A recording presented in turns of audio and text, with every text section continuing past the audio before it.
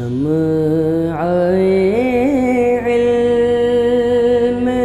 زمانے میں جلاتے جاؤ،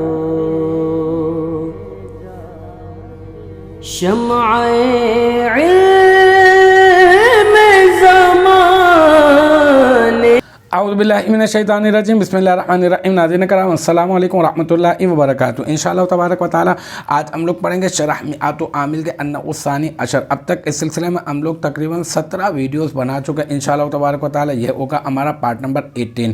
آج کی جو ہماری عبارت ہے وہ ہے نحو نعم صاحب الفرس زید، ٹھیک ہے نا۔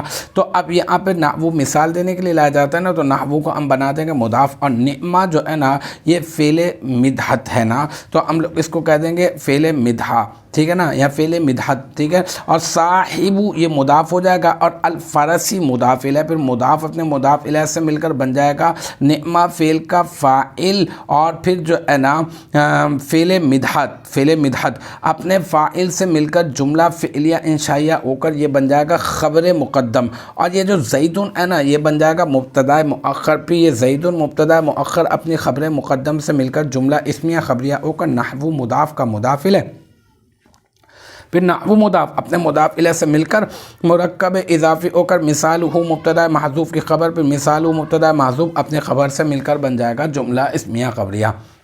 الحمدللہ یہ ہمارا النوع الثانی عشر کا پارٹ نمبر 18 بھی اپنے اختتام کو پہنچا۔ مجھے امید ہے کہ یہاں تک کی جو بات ہے وہ آپ کی سمجھ میں آ گئی ہوگی۔ انشاءاللہ تبارک و تعالی نیکسٹ ٹائم اگلی ویڈیو اگلی کلاس کے ساتھ ملاقات ہوگی۔ جب تک آپ اپنا بہت خیال رکھیے گا۔ وآخر دعوانا ان الحمدللہ رب العالمین۔